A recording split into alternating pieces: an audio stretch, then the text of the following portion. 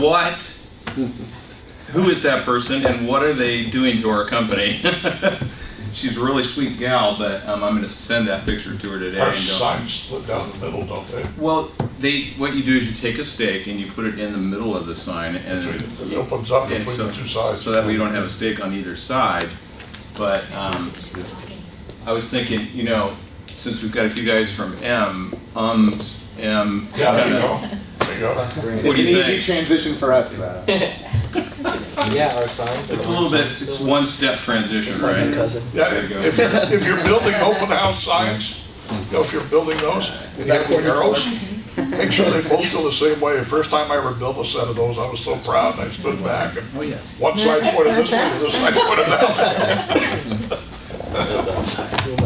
Honest As you can see from the other side, maybe that's the strategy. Okay.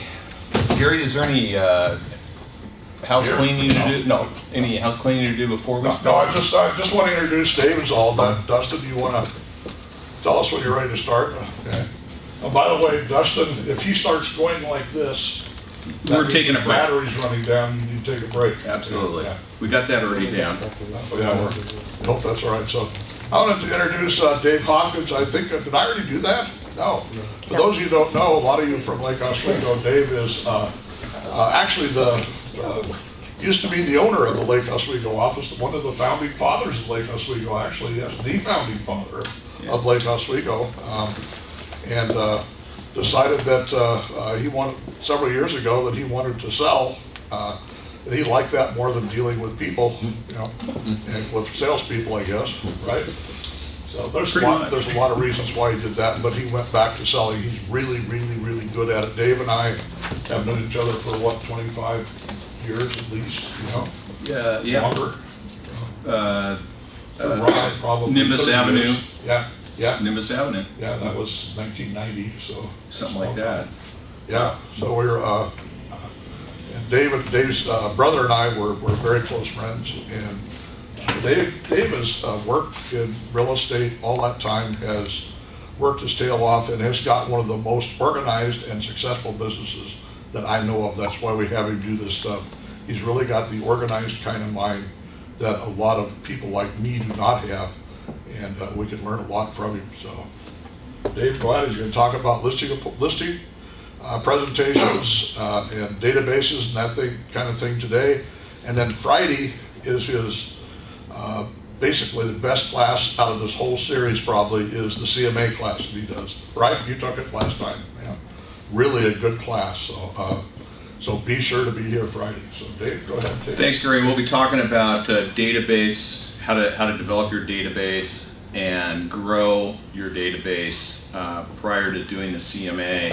But you'll see kind of how I put my listing presentation together with the CMA Friday. Yeah. Today, we're going to talk mostly about listing presentation concepts, things to be thinking about before you list a home, how to help your seller understand what you're going to do, and also to set them up for price reductions or to set them up to make yourself a real winner in their eyes, because that's what it's all about. Obtaining their referrals afterwards, they're all happy, you sold the home, you've got them the highest price, you had 5 offers, you had one offer, but it's still, today is geared towards things that you probably haven't thought about yet in your career.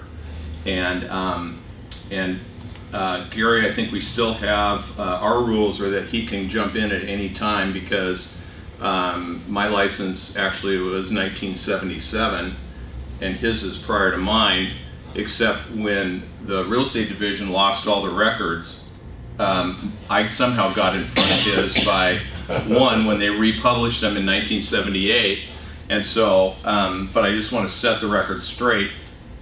He is a little bit older. He has a little more experience, and I'm telling you, he's got a lot to lend to what I'm talking about. So, Yeah, Gary, and that's the same real estate division, by the way, that if you don't keep records, you can lose your license. They lost all theirs, but that was okay. yeah, fun stuff. Well, Oops. yeah. I don't know how much longer I should have that up, but I think I might have kicked the wire, but I think we got the picture on that. You want to take the stake and you want to put it down the middle of the sign, okay? Inside.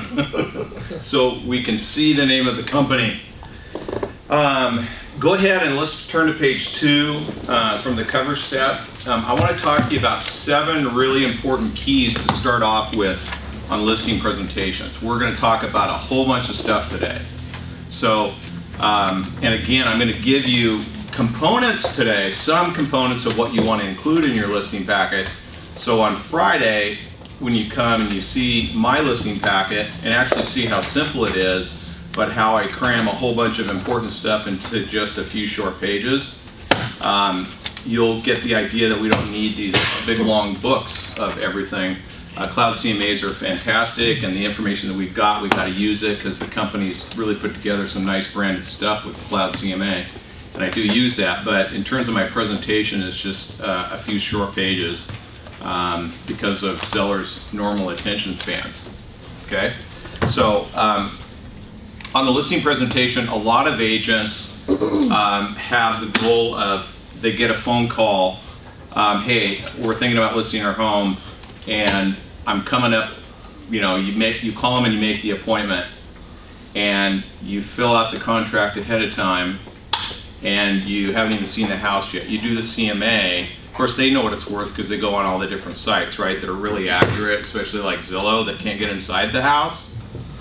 And so, what I really recommend, and it's really benefited me throughout the years, is I always make it a 2-step approach. I always call the seller ahead of time to make an appointment. I'm going to go walk through the home. And I make that 30 to maybe 40-minute meeting. I tell them on the phone what I'm going to do. I'm going to tell them it's going to be about 30 minutes. I just want them to walk through the home and give me an idea of why they bought it and show me their features. Because you're not going there to impress how great you are. You're going there to find out about the house, to be able to gain valuable information, to go back and do your homework and find the right comps and then make the right adjustments on your CMAs.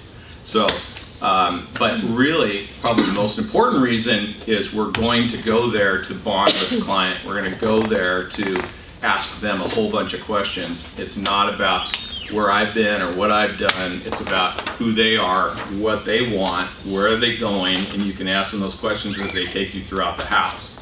I've always found I used to be the kind of agent, my first 8, 9, 10 years, that would have the whole listing agreement filled out, have the CMA done, it was all automated, I'd walk in the house and I wouldn't leave until I had the listing signed.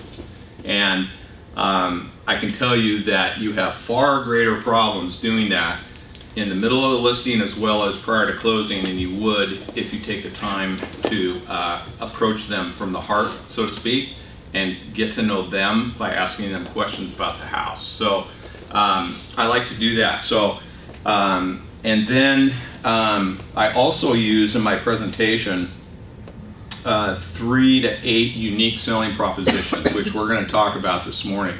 Anybody know what a unique selling proposition is? USP? Okay. They deliver freight. Yeah, exactly. They do deliver freight. That's not who we're talking about. We're talking about what makes you unique compared to the typical realtor out there. And the proper pronunciation, by the way, is realtor, not realtor. And so I have this lady that calls me 10 times a week, and Dave, I just had another realtor, and I'm so tempted to say, Judy, it's realtor, but I'll wait for the appropriate moment. But anyway, I want to make sure you guys know. So unique selling propositions clearly set you apart. We're going to talk a little bit about that. You want to include that in your packet. That's the number 2 thing, absolutely really critical. You want to provide a very clear, concise written marketing plan. There's a lot of data out there on which market, CMA to use, and a seller can get so confusing. They're so confused with that. And so when I give them my market action plan, it's essentially 2 pages, it's bulletized, and they know exactly what I'm going to do for them. And it's typically under-promising, because we want to do what? Over-deliver. Yeah. We want to under promise and over deliver, but what we want to do is we want to really give them a good, concise plan, and it needs to be short and sweet, because you have basically 10 minutes of their time when you sit down the second time with them to go over your marketing, your listing presentation, and your CMA to catch their attention and keep it. What they want to do, the first thing is they start turning right to the CMA to see what their house came out at, right? So we want to get away from that. We want to be able to, we already talked about them a whole bunch when we went there on the first trip. The next trip is a little more about what sets you apart, and then getting into the CMA. And then when you start and you know how to do it correctly, you're going to literally set yourself apart if you know how to make the proper adjustments, and you're performing the CMAs you should be. We want to provide them information on the importance of pricing their home perfectly in the market to attract the most amount of buyers in the shortest amount of time. We want to provide as many referral letters from past clients as possible, family members with different names, especially if you're new. You know, my very first referral letter was my sister-in-law, because she had a different maiden name, right? And now we're doing a lot of them online, and Dustin's gonna, I think he already talked about it, didn't he? Okay, so we've got different online available spots where you can post your testimonials online. I always have a few that in my bag, about 150, that if I need them, I can pull them out and include them in my packet. But I also have, testimonials. I think I've got 50 or so on Zillow, something like that. And that way they can see them online too. And there are some different sites that provide that. But we're going to provide a list of buyers. So going back just a step, as you go throughout the years, every single transaction you do, you make sure you get a testimonial. And if you feel like there may have been a little bit of a compromise during the transaction, and maybe your client is 100% satisfied, I've had that situation happen in the past. I went ahead and wrote it ahead of time and had them sign it, because I wanted a testimonial on every single transaction. I stopped kind of doing them about 10 years ago on a consistent basis, and just got a few, and then I ramped it up again over the last 10 years. So, Gary. I might add too, a lot of you guys are new or relatively new, and you don't have a lot of those people that you've sold houses to, but you do have people you've gone to school with, you've worked with. Get letters from them. Tyler's the greatest guy I've ever worked with. We worked on a real estate project together or whatever it was, and he did a great job, and I'd highly recommend it to anybody. Whatever, use any kind of, if you were in, if you sold floor brushes before or something, Tyler's the one of the best salespeople I've ever worked with. Don't have to say it was brushes, not houses, right? So you can put a lot of that kind of stuff in there. So Absolutely. Because you're new, there's no reason not to have the testimonials. They really work. They really do. When you guys look at a product on Amazon or something like that, do you do like I do? I tend to go right to the reviews almost, right? And I think people are more inclined now than ever to use that. Absolutely. So I keep a combination of written ones as well as online ones. I've got some that are literally don't even mention selling a house, just about my character or my business past experience, expertise, very disciplines and different businesses I've worked. And so, you can really broaden that. We're going to talk a little bit about that, but a little bit later. But I also provide a list of buyers. I always have it in my briefcase, and typically those are buyers that I'm emailing on a consistent basis that have come into my website, names that I've collected through the last 24 months. Depending on the way you capture leads, you can also have your principal broker make you a copy coming into the office. The reason I use that is in my listing presentation, one of the things I do is talk about Mr. and Ms. Seller. I just want to let you know I got 1,400 buyers on my email list that I'm going to also market to.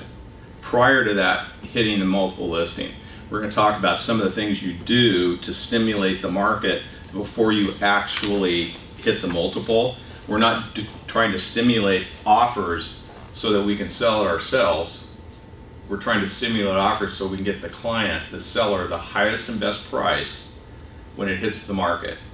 We have changed from a society of shaking hands and doing business to a very litigious society. And if you're marketing a house to get the offer yourself so you can double both sides of the transaction, you're really setting yourself up for a possible big problem. If that seller goes, well, gee, we really never hit the market, and maybe we could have got a higher price if we had 8 more offers or 5 more offers. I mean, I used to sell houses all the time before they hit the market. There was this point in time where my attorney said, stop doing that, because you're really setting yourself up. Now, she's pretty legal, but I started thinking about that. It's a good point. Who do I represent? I represent the seller. And we have to get them, our plan needs to be trying to provide them and getting them and securing them the highest, best possible price. You'll stay out of a lot of trouble that way. Is that right, Gary? Absolutely. Yeah, there are a couple of companies out there that don't even allow their agents to double end a property just because of the liability involved in it. I actually have one going right now, and it's between I did a week and a half worth of marketing with different builders and developers. I have a list in Clackamas County of about 90 builders and developers.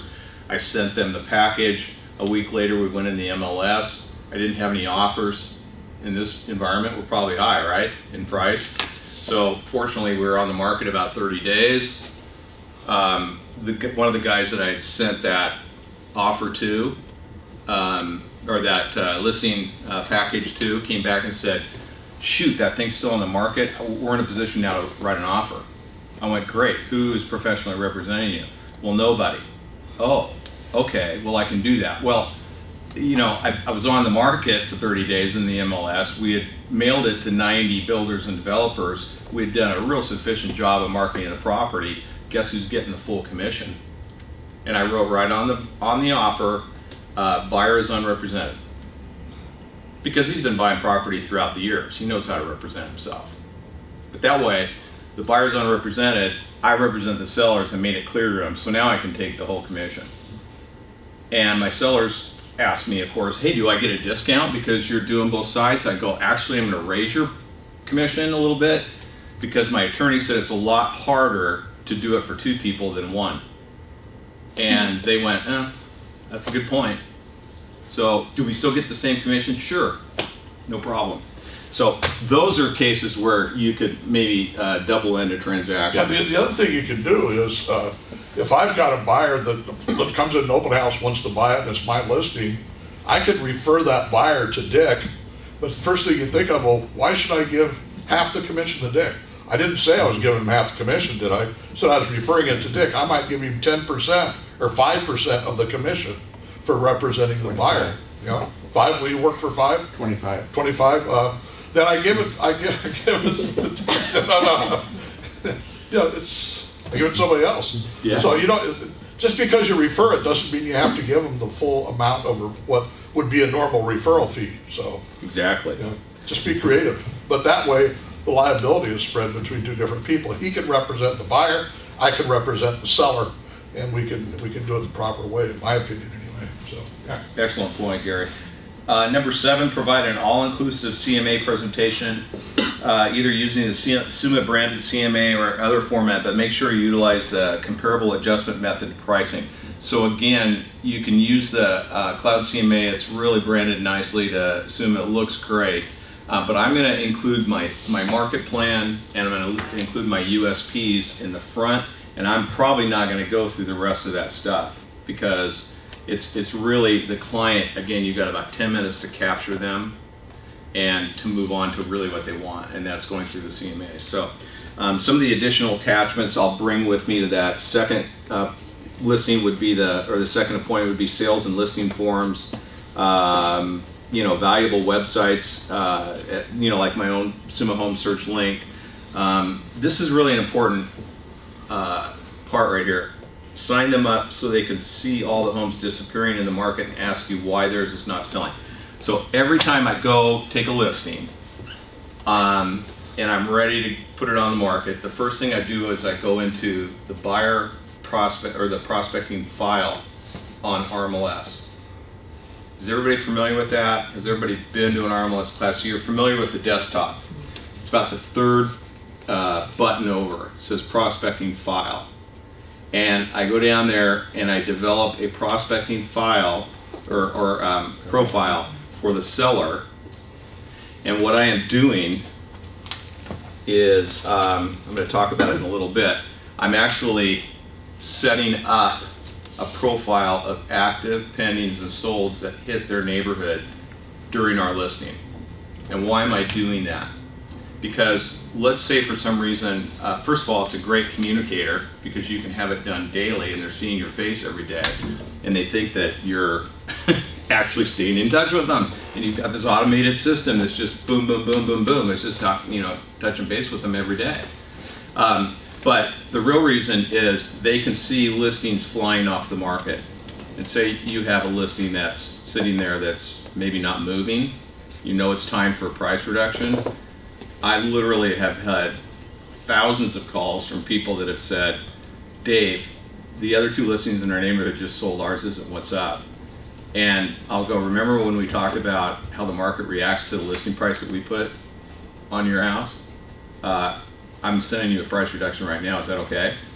Normally I just go ahead and send it, but I'm just telling you that one of the reasons why, if you set that profile up for them and you're keeping in touch with them, because that's the number one thing, is communication, especially with a seller. We're going to talk about how much you should communicate, that kind of thing a little bit later, but it's a great tool. And how much does it cost? $138 a quarter. And it's just, it's the biggest mistake. I've read enough advertising books in my lifetime to know that you only need 3 really good points about a house. So when I'm there meeting with the client, bonding with them, asking them questions, one of the very first questions I ask them, don't ever forget this one, is what made you buy this house? Why did you select this house? And it's typically, oh my goodness, I loved the high ceilings when I walked in, it's so light and bright, and the yard was bigger than any of the other yards in our price range. Those are the things you want to focus on in the public section when you're listing a home. Because if you focus on those, most of the market is going to want to see what made the seller buy that house. Not the, you might add something about granite in all bathrooms and kitchen countertops or whatever. But again, you're making yourself look like the normal agent. Yes, you're going to list some things in there, but the shorter, most important points about what made them buy the home is typically going to be what somebody else is going to buy the home. Especially if it's a type of a home that transcends the market, like a single family, residential, ranch style. Everybody can, that works for first time buyers, it works for retired couples, it works for, everybody, right? Couples with kids, the whole deal. A daylight ranch, you might eliminate maybe some of the market. A 2-story or 3-story traditional, you're going to eliminate some of the market. But a big part of the market, because they want their kids up by themselves, by the master, you've got to be able to determine exactly what is the 3 or 4 biggest dynamic features of the house. And the other thing that enters into that is how many times you've driven by and seen a garage sale sign, and then they list everything in the garage sale. There's about 300 words on a real estate size sign, and all you see is garage, and that's about it as you're driving by at 30 miles an hour. If it says garage sale Sunday 3 to 5, you read that, don't you? Because that's all it says. You got all that white space. You have to design your copy for the size of what you're doing, and when you've got a little space like that, literally, trying to cram all the words they allow is crazy. The fewer words you can, the more. Backs to a park, light and airy. That even those 2 things alone would probably draw people to it. The other thing a lot of people forget, if you give them all the information up front, why are they going to call you? Bingo. They say, oh, wait a minute, this is a 4-bedroom, we only need a 3-bedroom. They're not going to call. But if the bedrooms aren't even listed in the private remark or the public remarks, they may call and ask how many there are. So. It's such a good point. And 32 photos, that does it all with the video. Yeah. Do you need the drone? You might. Maybe it's a $2 million home and they want the drone, but you got the drone, no problem. But really, I'm only using a couple of those overhead. It's the video that's really that you can use. Post it on your YouTube channel. Get it in the RMLS. They're going to be spending time looking at the pictures. Light and bright, backs to park, open floor plan.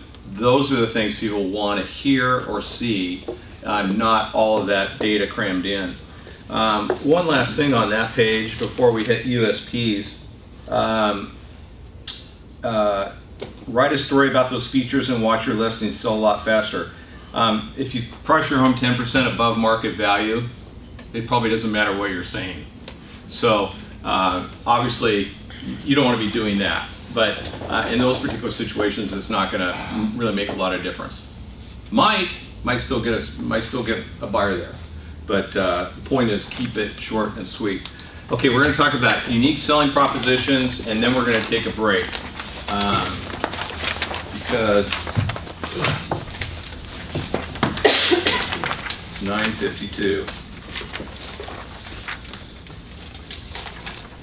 And we want to go to about 10:15 or so.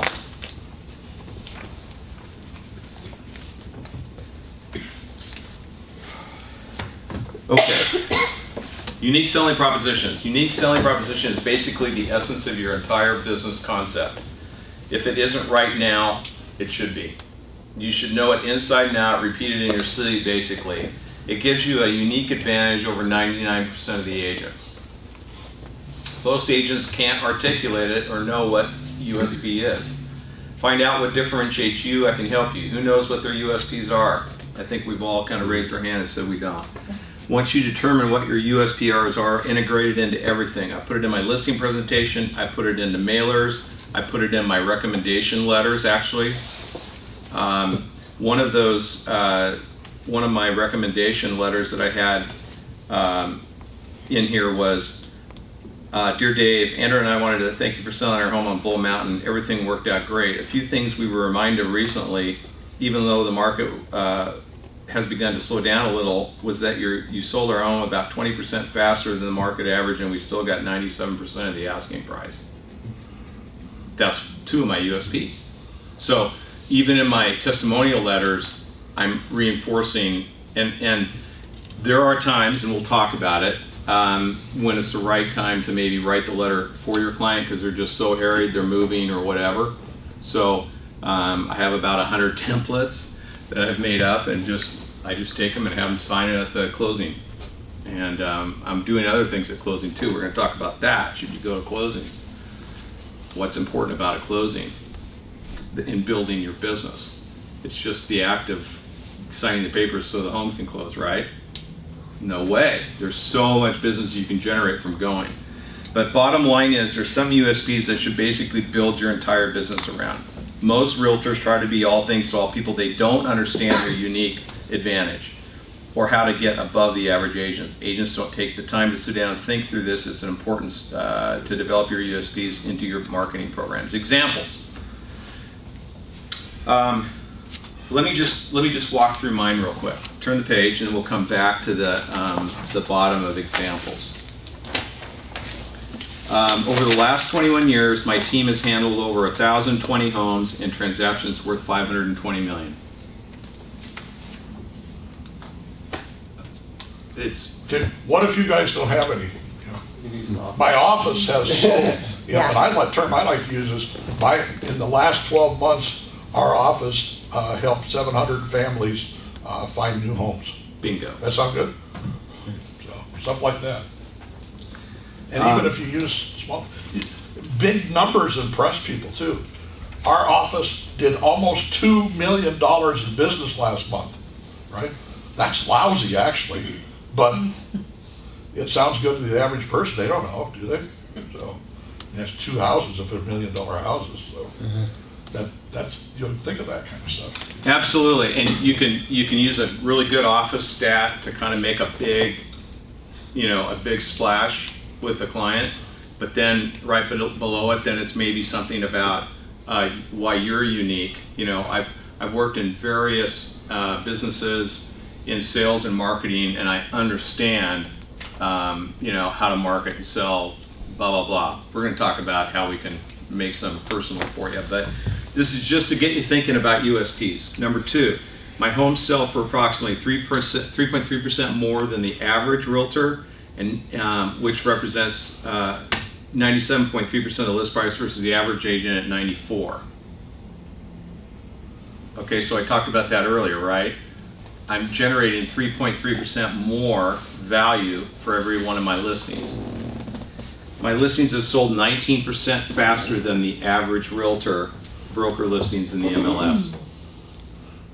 That's a lot, because 19% could represent a month and a half. That's almost like 2 house payments. You can turn that into dollars. Even though I sell a lot of homes, I sell them one at a time. So I don't want them to think, well, I'm selling a lot of homes, he doesn't have any time for me. You know, so I reinforce as a unique selling proposition, I take every client's phone calls whenever I can. They call me direct. They're not talking to an assistant. Doesn't mean that it's, you know, that's a bad thing, but they're getting me when they call.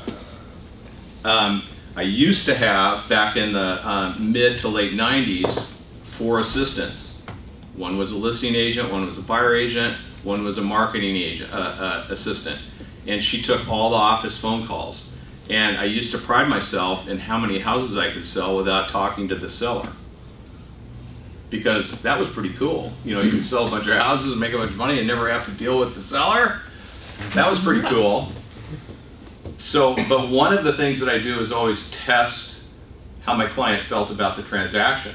So I started to receive the surveys that said, Dave, you sold our house really fast, it was great. Geneva sold us the house that we bought, that was awesome, but we never talked to you. And I'm thinking to myself, uh-oh, damage control. Because I was getting that comment in different ways they would write it, but that message came through loud and clear. So, you know, my wife has accused me of being kind of like type A. And so I let all 4 assistants go, and I said, I'm just going back to single agent selling, because my net profit was about the same. The only thing that it did is it forced me to have to work a little bit longer hours, especially because now I'm doing all the work that 4 people were doing, and I had to drop the number of houses I sold, but my net profit was the same. So as you think through your business model, and one of the components of your business model is your listing strategy, you know, how do you want to run your business? You know, you got to think about that. One thing I found out that's really important is the client wants to talk to you, whether you have 3 assistants or you don't. So you better stay in touch with the client. That's one of the number 1 things. The communication and trust is the number 1 or 2 in terms of what the sellers want. I utilize, here's one that you can use. I utilize leading edge technology to attract buyers, such as my exclusive website attracting 2 to 5 buyer leads per day, which my sales group follows up on, attracting them to our listings first. Okay, so, you know, we've got a website and through Summa, and we're attracting buyers every day on that. And so those, pull out my list of buyers that I've got that we've been attracting over the years and we're emailing to, but we're going to use that to help market their home and push their price as much as possible. We're going to show them to them first. We're going to give them first shot at it. We're still going to go in the MLS, but we're already going to start marketing to them. And it's a great USP. You can do that for your office. Our office has a website, blah, blah, blah, blah, blah, URL, and we attract many buyers, and so we're going to get your house out to them during this pre-marketing period. Make sense? Doesn't make sense? I network with top buyer agents. It's called target marketing in all places of the market, and spend approximately 80% of my time on marketing your home. Did you know in the MLS, the principal broker can go in there and pull out who is doing mostly buyer transactions and who's mostly doing seller transactions? So I'd say about 85% of my business is on the listing side. Dustin's the other way around. 85% of his clients are buyers. Who do I want to pre-market your home to? Buyer's agents. Yeah. do I want to be sending all those emails to listing agents that just, delete, or do I want to send them to the buyer agents that have most of the buyers? Absolutely. Want to be marketing to them. So when I show to the seller, hey, this is one advantage that I have, is I pull out the data on who to market to. We keep them in a database. Kelsey has been top producer up until recently when we're switching to Avenue. In fact, we're supposed to go through those this week, but she forgot I was teaching. But it's an awesome way to target market your listings. Go to where it's going to make the biggest bang for the buck. The sellers love that. It's a good USP. I have over 22 years full-time experience in residential real estate and been licensed for over 38, with extensive backgrounds in residential resale, new construction, land, and investment properties.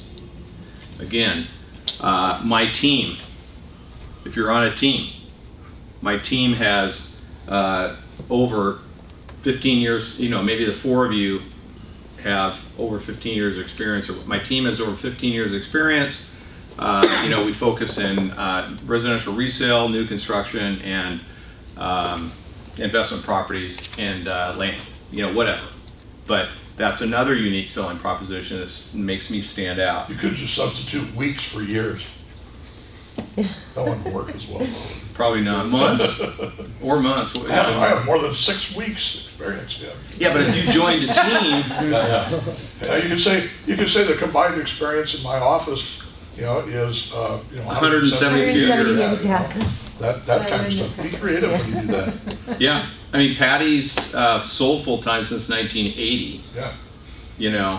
I sold for 3 years from 77 till 80, and then interest rates hit about 20%, and nobody was selling except for Some stupid people that stayed in like me.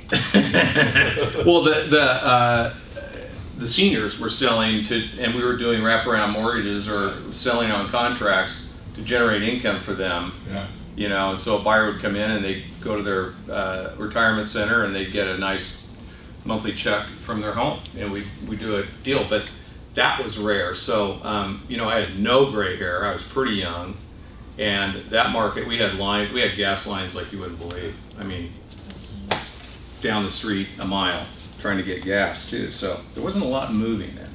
And then Ronald Reagan became president. I'll never forget that. His timing was pretty good. I don't know how much he had to actually do about it, but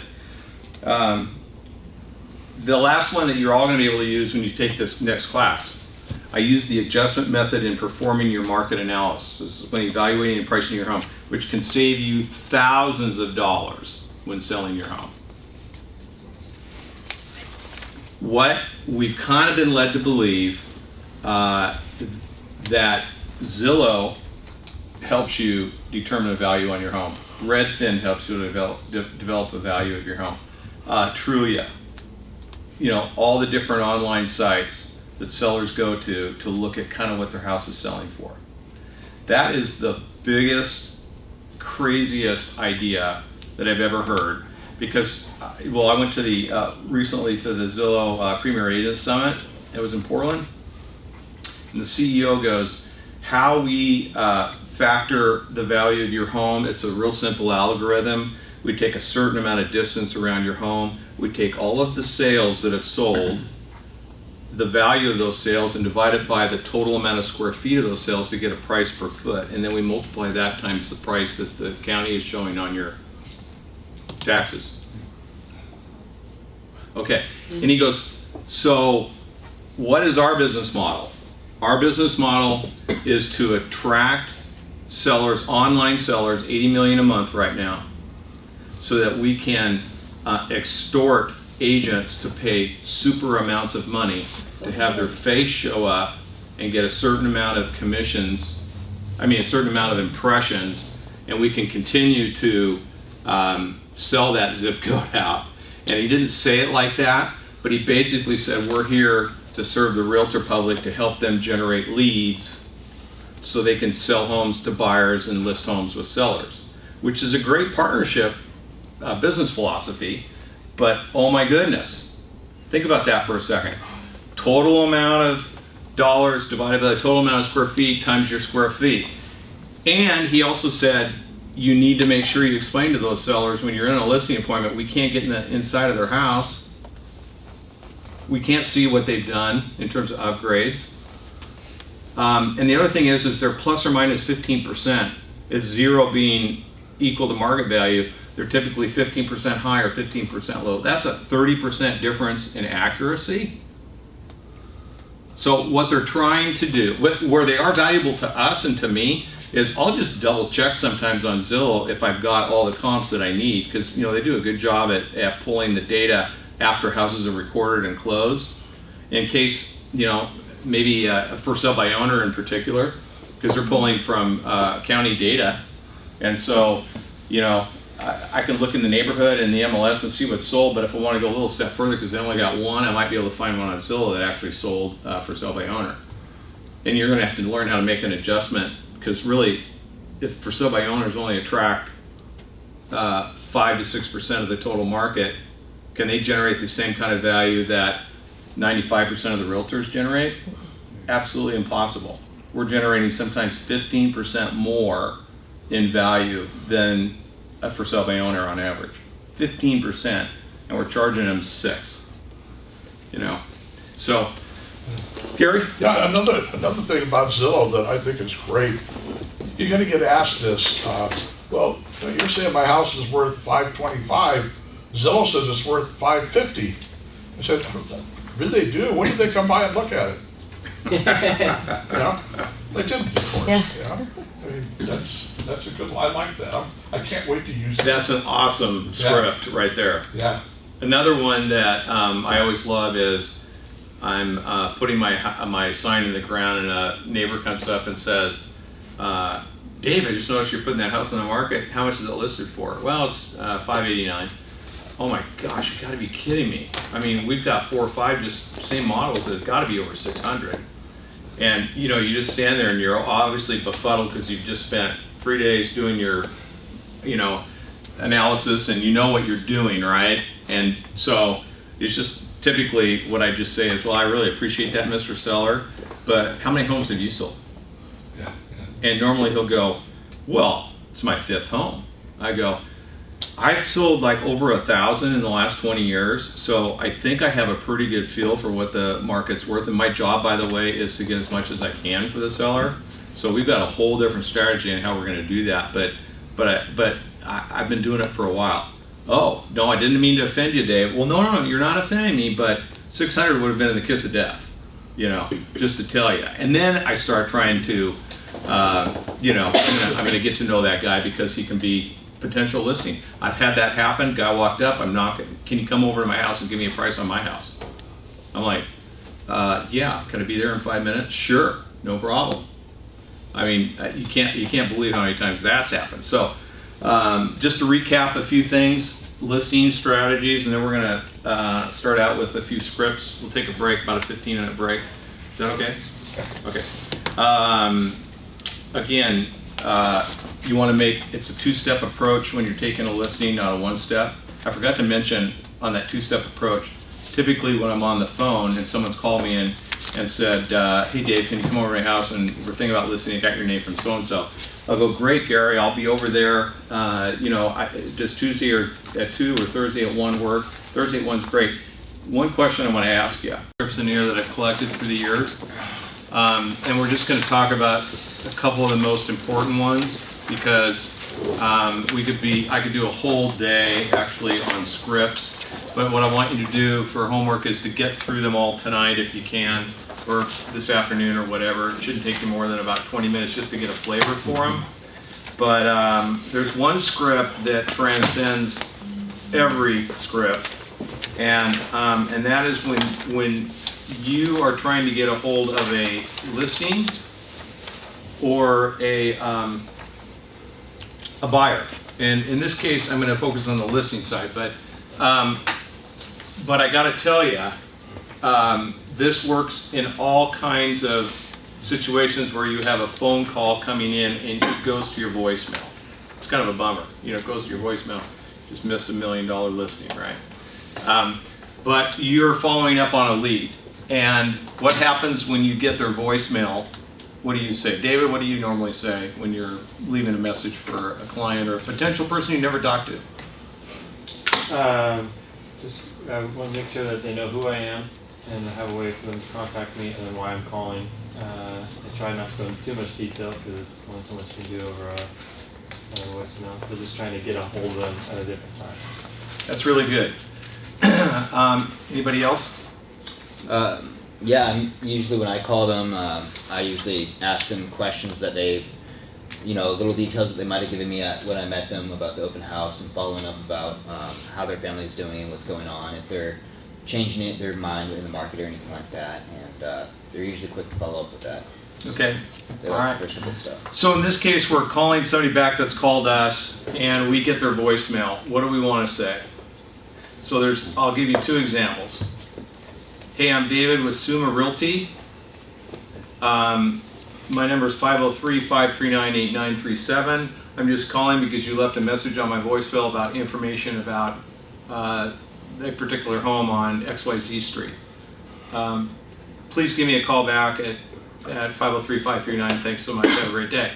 Or do you think you'll get more success at a call back if you say, hey, it's Dave. Give me a call on my cell, 503-539-8937. Thanks so much. Which one's going to generate the call back? Probably the second one. The second one. About 90% of the time. Most people don't, first of all, you don't need to identify yourself that you're from a real estate company. They've already, because they've approached you, they've either called you on your website, or they've actually called you about a listing, or they've called you on a sign. It's called permission marketing. They've already given you permission to call them back.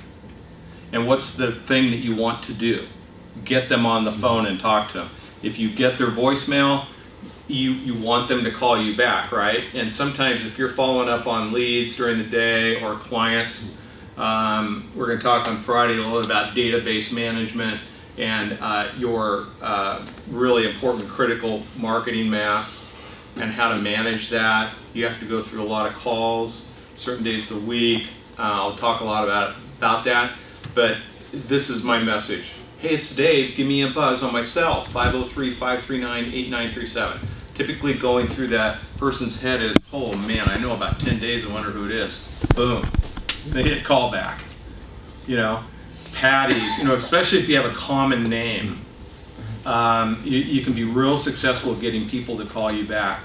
So for instance, and so if somebody calls me on my sign, hey, this is Joe, and gosh, I'm out in front of the sign, there's no flyers here. Just wondering what the price is and what, the information is on the home. Give me a call. You call back, you get his cell. Well, you want to talk to that guy, he's a potential buyer, but you get his voicemail. How many times does that happen? You call back, they just called you and you call back and now you got his voicemail. How are you going to get him to call you back? Because once you start, realtors can be kind of scary to talk to because everybody's trying to get an appointment, a face-to-face appointment. But the goal when you generate a lead is to contact the client and get what? A face-to-face appointment. You got to have a face-to-face appointment, whether it's a buyer or a seller. In this case, we're talking about sellers. A lot of times I have neighbors call and they do just that. Hey Dave, I saw your sign, was just wondering more information on it. I didn't realize there was no flyers out there. Just interested in hearing about that house. Sometimes they move up in the neighborhood. Sometimes they want to list their house. You better have a way to get a hold of them. Texting for the first time is probably not the way to do it. They want to hear that you're a normal person, you've got actually a good voice, and you followed up really quick. But if someone's calling on my sign, they're calling on a lead off the internet. Now, if you get a live person, and this is the other script I want to talk to you about, if you get somebody that's actually that does call you back. Normally what I do is I put them immediately in. If they're calling on a listing in particular, they may be a buyer, sometimes they're a seller, I'll actually save the contact. I'll put their name in there and why they called or the date. just so when it pops up, their caller ID, I go, oh yeah, I left that message for somebody yesterday. They were calling about the house on, on Uplands Drive. It's really funny, Dustin, though, that you picked that one house on. Totally random. Well, I just showed that house on Cherry.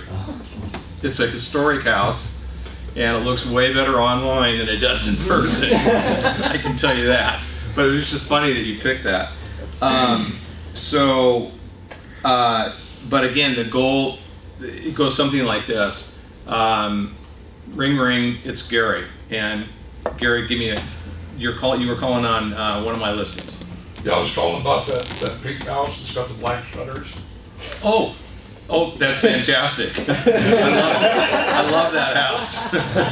I love that house. I'm really into. Reminded me of Halloween coming up. Yeah, I'm really into the acid rock deal. Hey, well, if you're like most of my buyers, Gary, you're looking on the internet. And so could you just tell me a little bit about, oh yeah, that house, that one with the pink shades, 180,000. It's got 14 square feet, 1 bedroom, no bathrooms. And the price is 22,000. That's a lot of my price range, Dave. Exactly. But if you're like most of my buyers and sellers, Gary, you're looking online for homes. So I just had a quick question for you. What kind of home are you looking for? Well, I'm looking for something in downtown Lake Oswego, something small, above 200 square feet. Above 200 square feet? Yeah. And how long have you been looking? About 4 years. 4 years now. Wow, that is incredible. Well, I've had some sellers looking for 7, so, nothing scares me, or buyers looking for 7, nothing scares me anymore. Tell me a little bit about your price range, what kind of payment you're interested in making. I would like to make a payment of no more than $110 a month if possible. But we have almost $1,000 to put down. So. $1,000 put down, that's awesome. Is that tied up in the equity of your current home, or is that liquid funds? We were told by the bank our current home's not saleable because it's canvas. Well, if you guys have been following the conversation, there was one question I asked him that got him to talk. What was it? Tell me about the house you're looking for. Bingo. What kind of home are you looking for? Yeah. Because at that point in time, you need to know 2 scripts. Hey, it's Dave. Give me a call on my cell. 503-539-8937. You be quiet. Hang up the phone. You won't believe how many people will call you back. The second one is, what kind of home are you looking for? Because the minute you ask them that question, they start talking about the fact they've been looking for 4 years. They start talking about crazy things. I have only $1,000 down or whatever. You learn more about a person or their home shopping criteria or about what kind of home they're selling because you'll find out real quick if they're a seller or buyer. But that particular script has saved me so much. Every one of my signs I get a call. Hey, Gary, go ahead. I was just going to say, when he called me back, who was in control of the conversation? I mean, when I call him, who's in control? I'm in control if I call him. As soon as he starts asking me questions and I'm answering, who's in control of that conversation?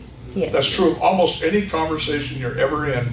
If you're the one asking questions, you're in control of it and you're able to direct where it goes. And that's exactly what he did. He got me to start answering questions, and it was hard for me to get out of that mode and try to be the gung-ho person again because he just continually asking questions. Plus he's learning a lot, right? So it works perfectly. Our job is to take the client by the hand